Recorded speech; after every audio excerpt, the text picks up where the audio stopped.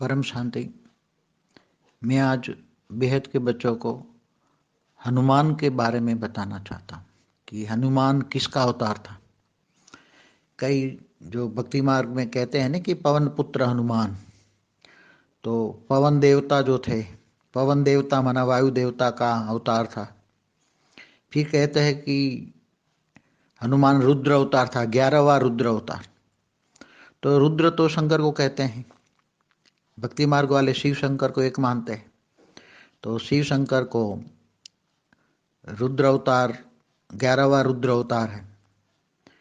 तो उसमें होता क्या है कि जैसे पवन देवता है, तो पवन देवता ने एक सेल डाल के उसकी आत्मा बना दी और उसका जन्म हुआ, स्थूल शरीर बना। बाद में रुद्र रुद्र देवता माना शंकर महादेव ने अपना थोड़ा सा पावर उसकी आत्मा के अंदर डाला, तो वो रुद्र अवतार भी हो गया। उसकी आत्मा के अंदर और भी पावर ऐड हो गया उसकी आत्मा के अंदर।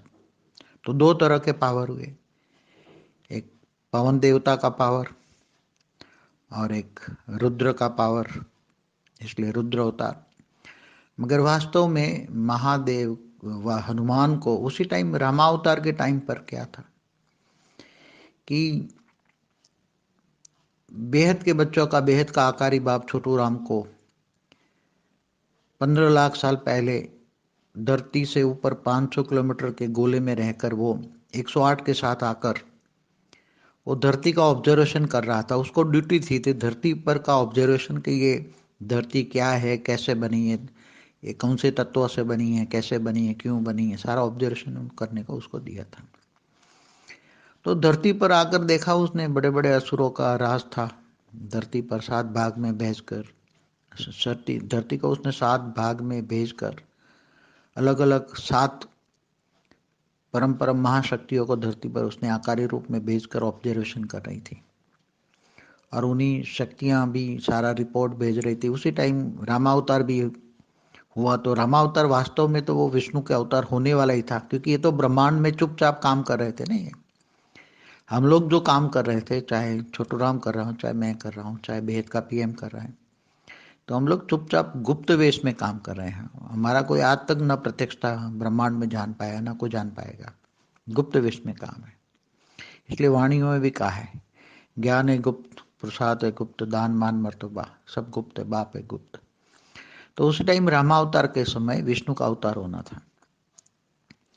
तो रावण को मारने के लिए जो विष्णु का अवतार होना था, तो विष्णु ने अपना एक पावर थोड़ा भेज दिया था, उससे रामावतार हुआ। फिर उसी टाइम जो कुछ लक्ष्मण का, भरत का, ये अलग अलग अवतार हैं। कोई ब्रह्मा ने भेजा, कोई नीचे अलग अलग, कोई आत्माओं ने, मतलब देवताओं ने अलग अलग भेजा। तो हनुमान भी था उसी टाइम पर। तो हनुमान में जो ये 2 पावर थे, तीसरा पावर आया कि जो जैसे राम के अंदर भी पावर डाला, छोटू राम ने एक आकारी रूप अपने अंदर से निकाल कर एक पावर डाला और राम के अंदर भी पावर डाला। तो छोटू राम का भी पावर, मतलब बेहद के बाप का पावर उसमें राम के अंदर भी आया। ऐसी तरह सभी लक्ष्मण के अंदर भी किसी ने डाला। लक्ष्मण के अंदर जो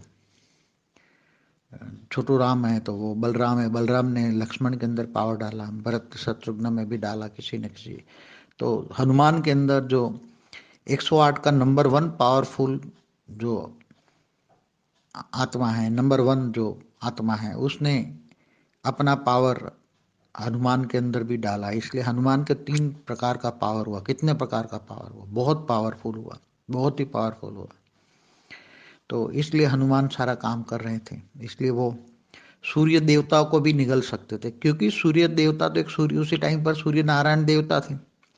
अब सूर्य नारायण देवता, तो सूर्य देवता वो एक अग्नि जल रही है। सूर्य देवता वास्तव में क्या है? हाइड्रोजन का विस्फोट होकर हीलियम में कन्वर्ट होकर एनर्जी, मतलब अग्नि तत्व है ना, अग्नि तत्व। मगर हनुमान के अंदर तो परम तत्व की मात्रा ज्यादा थी, और उसमें तो 108 की नंबर 1 आत्मा ने उसमें परम लाइट डाला हुआ था। 2-3 कला की पावर की परम लाइट डाली थी। तो परम लाइट जिसके अंदर हो तो परम अग्नि तो कुछ भी नहीं है, तो वो सूर्य को भी निगल सकता है, इतनी ताकत थी उसमें, और वास्तव में सही हुआ है, मगर लोग समझ नहीं पाते। शास्त्रों की बातों को समझना बहुत बड़ी बात है, क्योंकि उसी टाइम के हिसाब से कौन सी आत्मा में कितनी कैटेगरी थी, कौन था, क्या था, और उसी टाइम का अनुभूति, समय की अनुभूति उसी टाइम पे चले जाना चाहिए। जैसे टाइम मशीन होता है, तो जब आप हनुमान की बात करते हो तो हनुमान के उसके आत्मा को जज जज करो, उसमें कौन सी किसकी कैटेगरी की पावर थी, राम में किसकी पावर थी, किसका अवतार था, विष्णु का अवतार, उसमें विष्णु का भी पावर था, और छोटू राम ने भी अपना पावर डाला था। लक्ष्मण में ऊपर से जो नंबर वन, जो बेहद की नंबर वन रचना यहाँ ब्रह्मांड में थी, बलराम जिसको कहते हैं, बलराम का भी पावर था। ये सभी अलग अलग कैटेगरी की आत्माओं ने बहुत, रामावतार में पावर, 108 ने भी अलग अलग रूपों में पावर डालकर काम करवाया था राम रावण के युद्ध के वक्त। तो 108 ने भी सूक्ष्म में पावर डाल डाल के, किसी न किसी में पावर डाल डाल के काम किया था। इसलिए सभी अवतारों को ये गुप्त वेश में काम होता है। तो अवतारों को कोई विष्णु का अवतार कहता है, राम और कृष्ण को कोई विष्णु का अवतार कहता है, कोई पर ब्रह्म परमेश्वर का अवतार कहता है, कोई पूर्ण ब्रह्म पूर्ण परमेश्वर कहता है। तो ये सभी बेहद की बात है, ये अति गुह्य बात है। अति गुह्य बातें समझना बहुत बड़ी मुश्किल बात है। और ये बेहद की आत्मा जिन्होंने बेहद का ज्ञान, पूरा ड्रामा का, बेहद का विश्व का, बेहद का ड्रामा का आदि मध्य का राज समझा है, तो ही ये बातें, अति गुह्य बातें समझ में आएंगी। बाप अंत में बैठ सारा राज समझाते हैं बेहद को, बच्चों को अंत में सारा राज समझाते हैं। बेहद का बाप अंत में सारा राज समझाता है। ज्ञान सब्जेक्ट तो पूरा हो गया, मगर राम और कृष्ण अवतार का राज समझाते हैं कि राम और कृष्ण अवतार क्यों सफल नहीं हो पाए धरती पर, क्यों धरती नहीं बदल पाए, धरती के 5 तत्वों को क्यों नहीं समझ पाए, 5 तत्वों को परम तत्वों में परिवर्तन की प्रोसेस क्यों नहीं समझ पाएंगे, ये सब बताएंगे। वो सारा राज अंत में बताएंगे। अंत में सारा राज जो समझेंगे वो नाराज नहीं होंगे। तो बेहद का विश्व परिवर्तन का मूल जो है, ये धरती को, धरती के 5 तत्व क्यों बने, कैसे बने, और कैसे 5 तत्वों को परम तत्वों में कैसे परिवर्तन करें, ये सारी प्रोसेस ही ज्ञान का राज है। ये सारी ज्ञान की प्रोसेस ही ज्ञान का राज है। इसलिए ऑलमाइटी खुद स्वयं आया है कि 5 तत्वों की दुनिया क्यों बनी, दूसरी जगह तो नहीं है। ये पूरे मल्टीवर्स में 5 तत्व, जहाँ सोलर सिस्टम है वहाँ मृत्यु लोक है। 5 तत्वों की दुनिया माना मृत्यु लोक। और ये सारा राज समझने के लिए स्वयं गुप्त वेश में आता है, और गुप्त वेश में आकर सारा ऑब्जर्वेशन करता है सारा। इसलिए गंदे से गंदे गांव में, गंदे से गंदे घर में आता है। हमारा ब्रह्मांड जो भी, हमारा ब्रह्मांड जो एक प्रकाश वर्ष का है, वो भी बहुत डर्टी था। हमारी गैलेक्सी भी सभी गैलेक्सियों में डर्टी है, और हमारा यूनिवर्स भी समर 16 कला से 0 कला में आ गया है।